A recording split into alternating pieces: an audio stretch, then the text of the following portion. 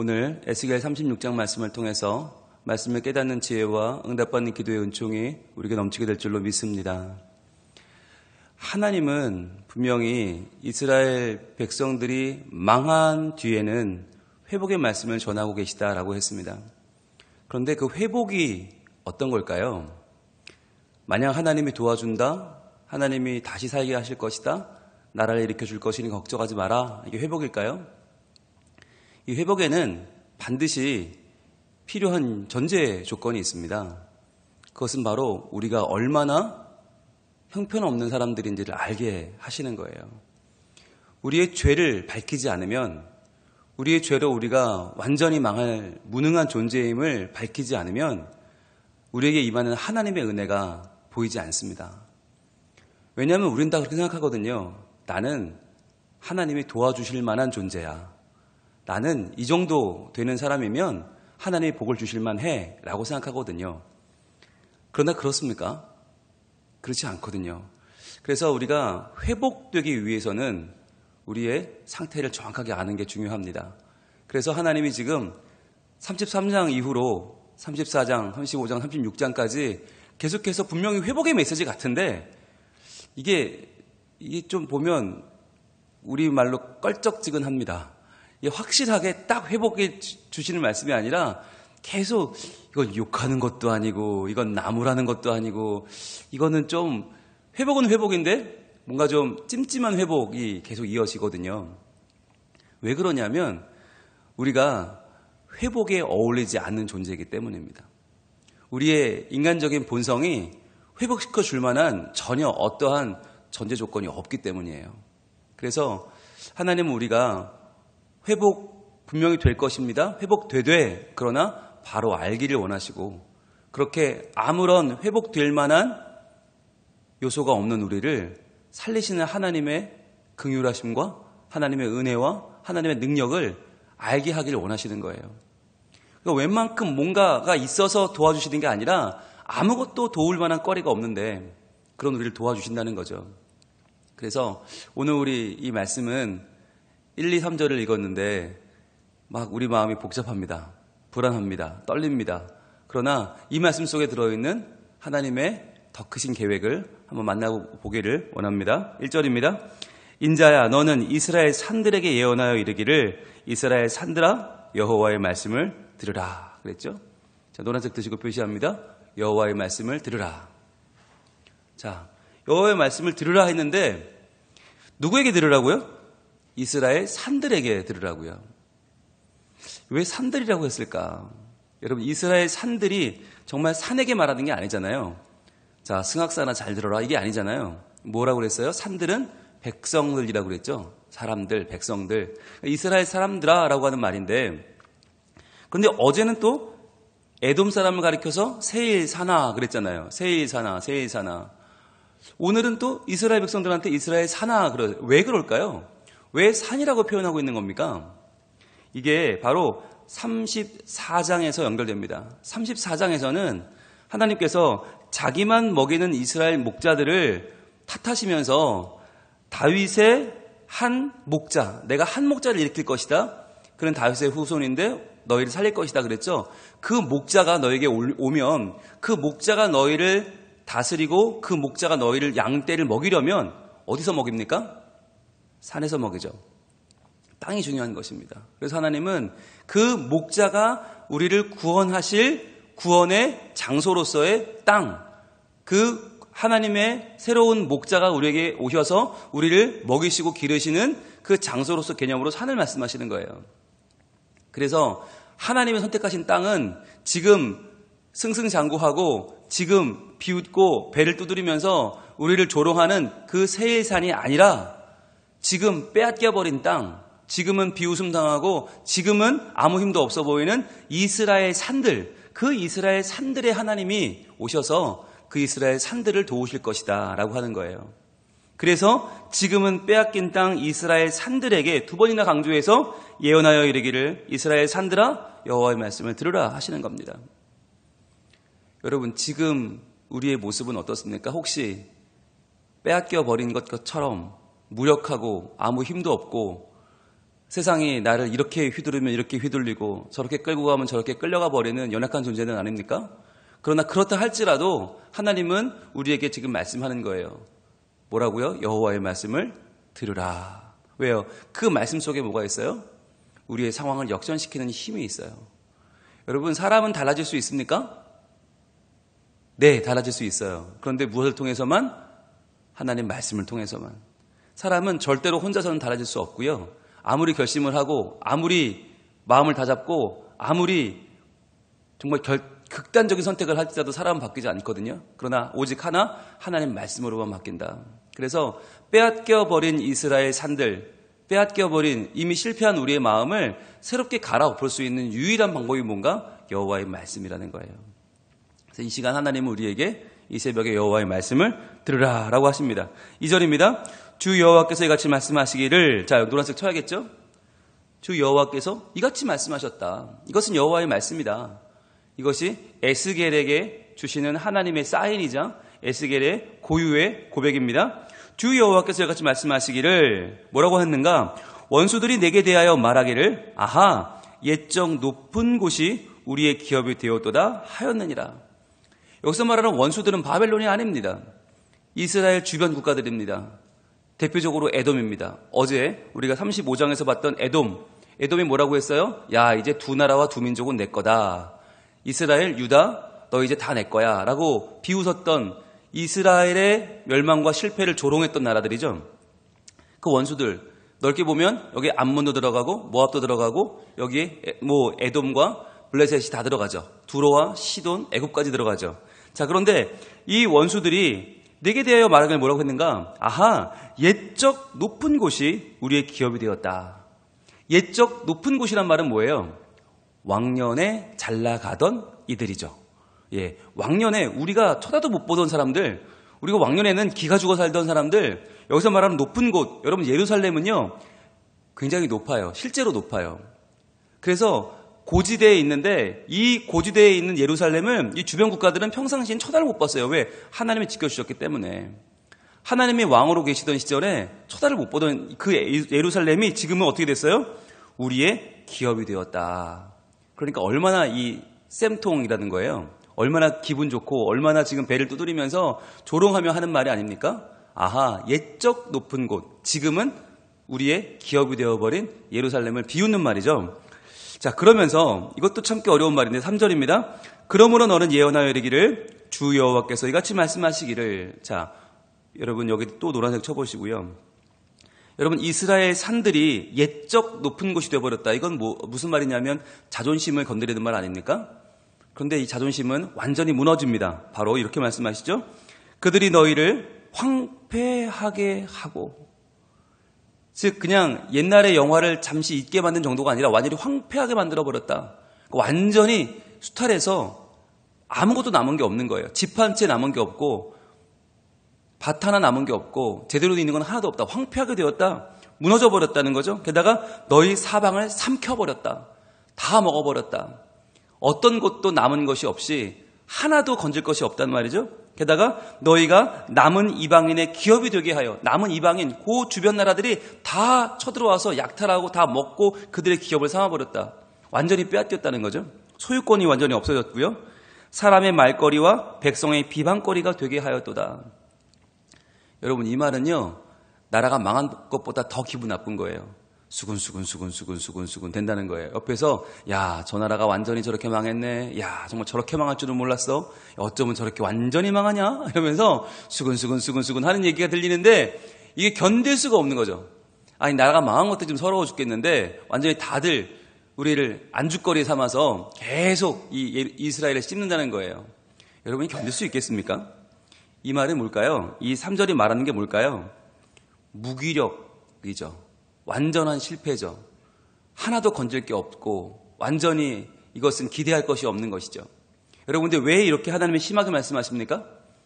왜 이렇게 2절과 3절에서 하나님은 이 심한 이야기를 왜 예언하시는 겁니까? 이건 말 안 하면 모릅니까? 뻔히 아는 얘기를 이렇게 강하게 이렇게 정말 기분 나쁘게 하시는 이유가 뭡니까? 이유는 하나죠. 우리가 얼마나 바닥인지를 알아야 하나님이 우리를 들어 올려주시는 그 힘과 능력이 드러나고 그것을 알 수 있기 때문입니다. 여러분, 이게 은혜입니다. 여러분, 하나님은 진짜 우리를 구원할 만해서 구원하는 것이 아닙니다. 여러분, 거기서 우리의 은혜가, 그 은혜의 무게가 판단이 됩니다. 내가 아직은 괜찮아라고 생각하면요, 하나님은 그런 나를 구원해 주실 리가 없죠. 왜냐하면 그렇게 해서 구원해봤자 우리가 잘나서 내가 그럴만해서라고 말할 것이 분명하기 때문에 굳이 그렇게 구원할 이유가 없죠. 그러나 우리가 완전히 바닥임을 깨닫고 우리가 완전히 죄인임을 깨닫고 우리 힘으로는 구원받을 수 없음을 인정할 때 그때 하나님이 움직이시죠. 왜?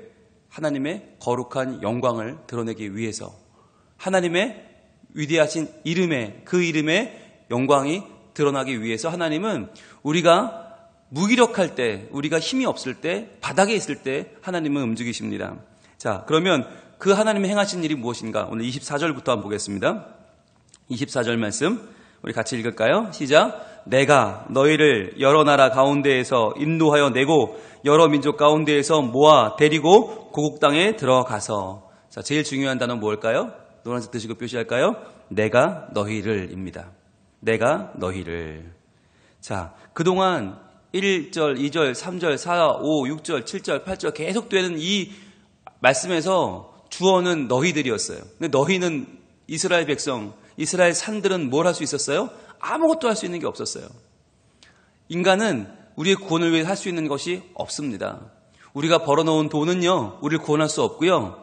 우리가 쌓아놓은 영광과 성공은 우리를 조금도 하나님 앞으로 인도할 수 없습니다. 그러나 누가 해요? 하나님이 하시는 거죠. 24절에 내가 너희를, 이때부터 변화가 일어납니다. 하나님이 그럼 그 백성을 어떻게 하십니까? 여러 나라 가운데에서 인도하여 내겠다.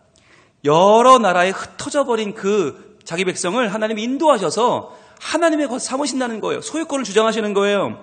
여러 민족 가운데서 모아 데리고 고국 땅으로 들어가겠다. 잃어버린 자들을 찾아서 원상태를 만들어 주겠다는 거죠. 하나님이 회복시켜 주겠다는 약속입니다. 그러면서 데리고 오는 것으로 끝나는 게 아니라 25절 맑은 물을 너희에게 뿌려서 너희로 정결하게 하되 곧 너희 모든 더러운 것에서와 모든 우상 숭배에서 너희를 정결하게 할 것이며. 자, 이것이 바로 우리의 내적인 정결과 외적인 정결입니다. 우리가 구원을 받을 때 어떤 사건이 일어나는가? 하나님의 맑은 물을 너에게 뿌려요. 우리에게 뿌려서 우리로 정결하게 하시는데 이것은 내 스스로 정결하게 되는 것이 아닙니다. 하나님이 맑은 물을 뿌려주셔서 하나님이 우리를 씻어주시고 하나님이 우리를 정결하게 하시는 것. 그래서 우리 마음속에 있는 죄가 씻겨나가고 우리의 죄의 권세가 허물을 벗는 것이죠. 뿐만 아니라 우리의 외적인 변화도 일어납니다. 곧 너희 모든 더러운 것에서와 모든 우상 숭배에서 너희를 정결하게 할 것이며. 외적으로 보이는 더러운 것들이 사라지고 우상 숭배가 사라지고 하나님 안에서 우리는 새로운 결단과 변화를 경험하게 되죠. 이렇게 하나님은 내적인 정결과 외적인 정결을 우리에게 허락해 주시는데, 그런데 여기서 끝나지 않고요. 그 다음에 더 중요한 게 나옵니다. 바로 지속적인 우리의 일관된 순종을 가능하게 하는 더 중요한 힘이 등장하는데 그것이 바로 26절, 27절입니다. 26절 같이 읽어봅니다. 시작. 또 새 영을 너희 속에 두고 새 마음을 너희에게 주되 너희 육신에서 굳은 마음을 제거하고 부드러운 마음을 줄 것이며. 아멘.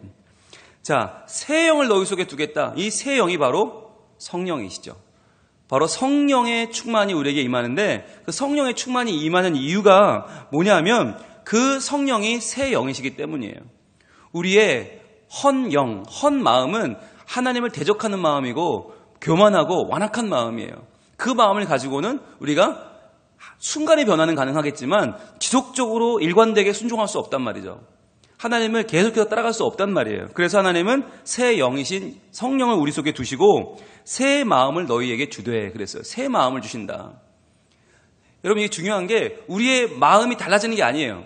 우리의 마음이 전에는 이런 마음이었다가 이렇게 새로워지는 게 아니라 하나님이 마음을 바꿔주시는 거예요. 아예 교체해 주시는 거예요. 이게 중요한 개념입니다. 우리의 마음이 조금 흔들렸다가 제자리로 오는 게 아니라 마음을 바꿔주신다. 이게 하나님이 하시는 일이에요. 왜? 우리의 마음이 너무 부정하고 우리의 마음이 너무 교만해서 이것을 바꿔 쓸 수가 없어요. 그래서 하나님은 그 마음을 새롭게 바꿔주시죠. 너희 육신에서 굳은 마음을 제거하고 부드러운 마음을 주겠다. 여기 굳은 마음에 1번이라고 되어 있죠. 1번 따라가면 돌이라고 되어 있어요. 돌. 즉 돌 같은 마음을 제거하고 이번에 부드러운 마음에 또 입원되어 있죠. 따라가면 고기라고 되어 있습니다. 고기. 부드러운 고기. 여러분 돌을 씹으시겠어요? 고기를 씹으시겠어요? 예, 돌 씹을 수 있는 분 있어요? 고민하시는 건 아니겠죠? 예, 돌 씹으면 이빨 다 나갑니다. 예, 이거 나만 하는 게 없어요. 돌은요, 무슨 존재입니까? 부서뜨리는 존재죠.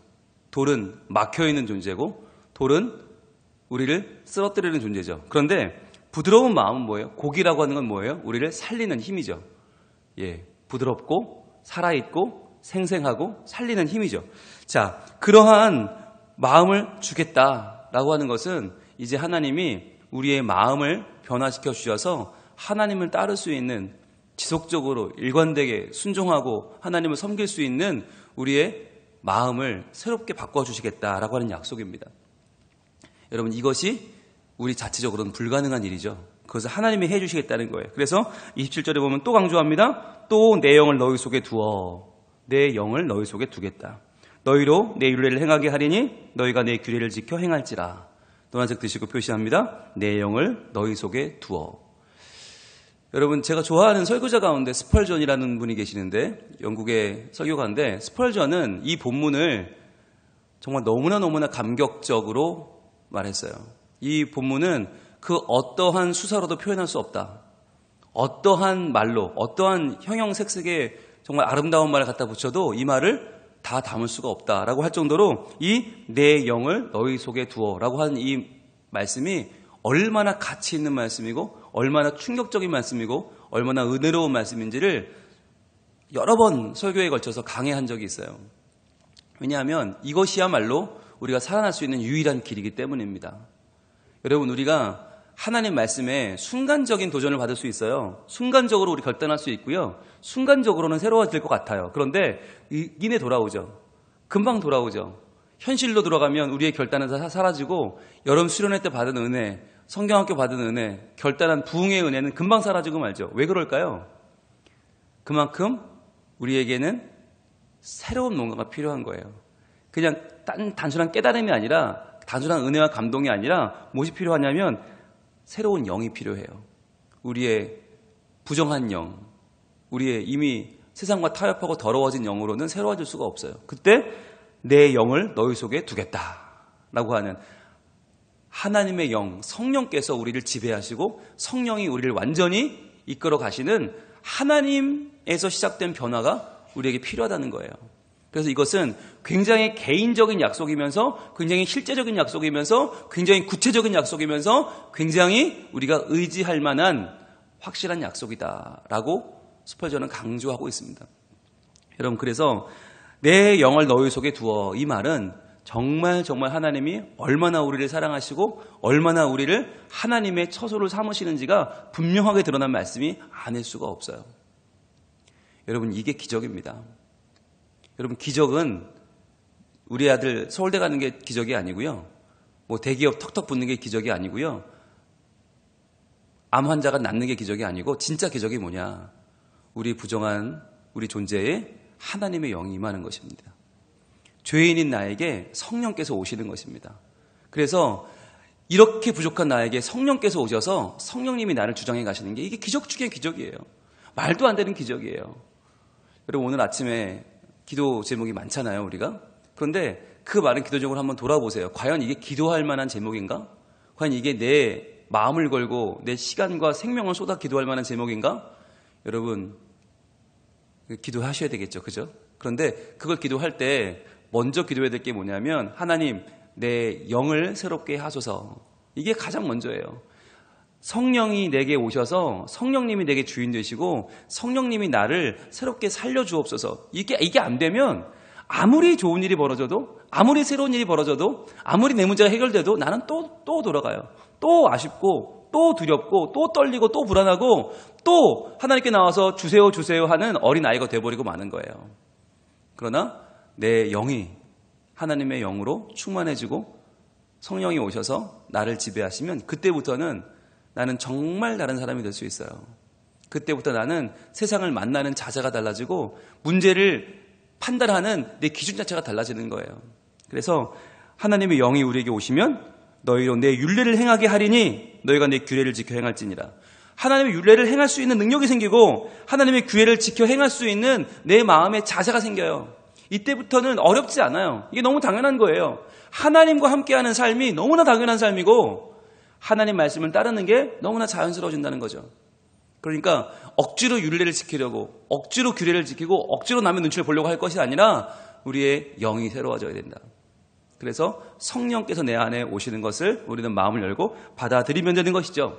그렇게 되면 결정적으로 이 모든 것이 융합되어 나타나는 결론이 28절입니다. 같이 읽습니다. 시작. 내가 너희 조상들에게 준 땅에서 너희가 거주하면서 내 백성이 되고 나는 너의 하나님이 되리라. 아멘. 예, 노란색 드시고 표시합니다. 내 백성이 되고 나는 너의 하나님이 되리라. 그럼 누가 내 백성이 돼요? 너희가죠. 너희가 내 백성이 되고 나는 너희 하나님이 되리라. 여러분, 이것이 하나님께서 주시는 우리 복의 결말입니다. 복 중의 복은 무엇인가? 바로 우리가 하나님 백성 되는 것. 그리고 하나님은 우리의 하나님 되는 것. 너는 내 백성 하자, 내가 네 하나님 할게. 이게 가장 큰 은혜 중의 은혜예요. 복 중의 복은 무엇입니까? 관계의 회복입니다. 관계의 회복. 하나님이 하나님 자리에 계시고 나는 그분의 백성으로 살아가는 것. 순간적이나마 내가 하나님 백성 아니고 세상의 백성인 것처럼 살았단 말이죠. 세상이 나에게 복 줄 것처럼 알고 세상을 향해 나왔던 나의 시선과 나의 발걸음이 하나님께로 돌아오는 것. 그래서 이제 더 이상은 내가 황폐해지지 않고 내가 남의 기업으로 살지 않고 내가 더 이상 남을 만족하게 하는 조롱거리, 비방거리로 살아가는 것이 아니라 이제는 내가 정말 하나님의 백성으로 살아가는 것. 여러분, 이것이 하나님의 계획이고 하나님의 꿈이고 하나님의 비전입니다. 더 이상 교회가 세상의 비방거리로 살아가기를 하나님 원치 않으십니다. 더 이상 하나님의 나라가 세상에게 짓밟히는 것을 원치 않으십니다. 여러분, 보여줘야 되지 않습니까? 정말 하나님 나라가 얼마나 귀한 것인지, 하나님 말씀을 따라 사는 백성들이 얼마나 정말 이 세상을 바르게 살고 세상을 바르게 이끌어가고 많은 생명을 살려내는지 보여줘야 되지 않습니까? 저는 그 주체가 바로 우리 성민교회가 되기를 원합니다. 아무리 세상이 교회를 비난하고 아무리 하나님이 안 계시다고 말해도 그러나 여기 하나님이 계시다고 보여줄 수 있는 교회, 여기 하나님의 질서가 있다고, 여기 하나님의 뜻이 살아있다고, 이것이 하나님 나라라고 보여줄 수 있는 교회, 저는 그러한 교회가 있어야 한다고 보고 반드시 필요하다고 보고 저는 그러한 교회로 하나님이 우리를 불러주셨다고 믿습니다. 오늘 이 시간 기도할 때 여러분 그렇게 기도하시면 좋겠어요. 주여 새 영을 부어주셔서 우리가 더 이상 남의 조롱거리, 비방거리 되지 않게 하시고 도리어 하나님이 우리와 함께 하시고 하나님의 영이 우리에게 임해서 우리가 하나님을 기쁘시게 하고 세상을 변화시키는 거룩한 믿음의 중심으로 서게 하여 주시옵소서. 기도할 수 있기를 바랍니다.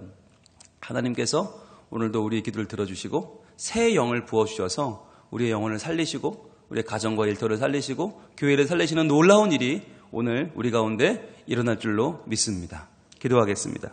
하나님, 우리는 철저하게 무너졌고 우리는 완전히 망했습니다.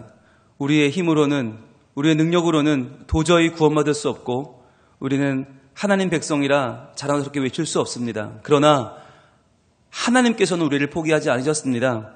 하나님께서는 우리를 인도하여 내시고 우리에게 맑은 물을 뿌려 정결하게 하고 모든 더러운 것에서, 모든 우상숭배에서 우리를 건져내십니다. 또한 새 영을 우리 속에 두셔서 새 마음을 주시고 굳은 마음 제거하고 부드러운 마음을 주시며 하나님의 영을 우리에게 주셔서 율례를 행하게 하시고 규례를 지키게 하십니다. 하나님, 이러한 하나님의 주권, 하나님의 구원 행동을 저희들 의지하게 하시고 내 힘과 내 뜻이 아니라 하나님의 의지를 다시 한번 붙잡고 저희들 일어서기를 원합니다. 더 이상 남의 기업으로 살지 말게 하시고 황폐하게 되고 삼켜져서 사람의 말거리와 백성의 비방거리가 되는 그러한 모습이 아니라 이제는 하나님께서 구원하신 백성, 하나님의 살리신 백성, 그리하여 돌 같은 마음이 아니라 고기 같은 마음으로 살리는 사람들, 일으켜주는 사람들, 거룩하게 변화시키는 하나님 백성으로 서게 하여 주시옵소서. 그리하여 우리의 영혼이 살고 가정이 살아나게 하시고 우리 교회가 이러한 역할을 감당하여 건강한 교회, 하나님이 함께 하시는 교회, 은혜 가득한 교회로 우리 교회만이 아니라 우리 부산 교계를 변화시켜가고 우리 대한민국 교계를 하나님께로 인도해가는 거룩한 은혜의 물줄기를 흘러보내는 교회가 되게 하여 주시옵소서. 하나님, 오늘 우리 캄보디아 당회선교팀 지금 돌아오고 있습니다.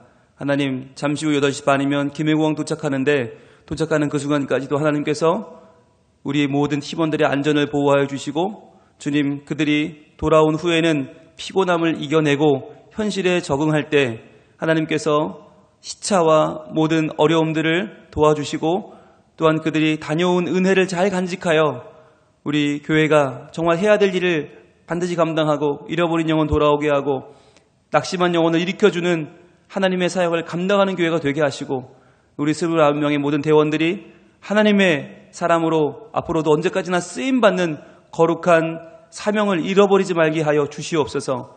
그중 13명의 다음 세대에도 함께 하셔서 그곳에서 보고 느끼고 경험한 모든 것들이 그들의 삶에 잊을 수 없는 믿음의 자양분이 되게 하시고 그들을 중심으로 하여 더욱더 선교하는 교회, 말씀을 전파하는 교회, 세상을 변화시키는 거룩한 교회로 우리를 사용하여 주시옵소서.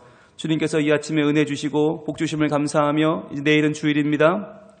저희들 마음을 다잡아서 정말 하나님이 내게 행하시는 일들이 무엇인지를 돌아보게 하시고 내게 복을 주시려거든 나를 살리시는 하나님, 복 주시는 하나님을 다시 한번 바라보고 하나님 앞에 겸손한 마음으로 주일을 준비하며 하나님을 찬양하며 내 자신을 주님께로 내어드리는 거룩한 예배자들이 되게 하여 주시옵소서.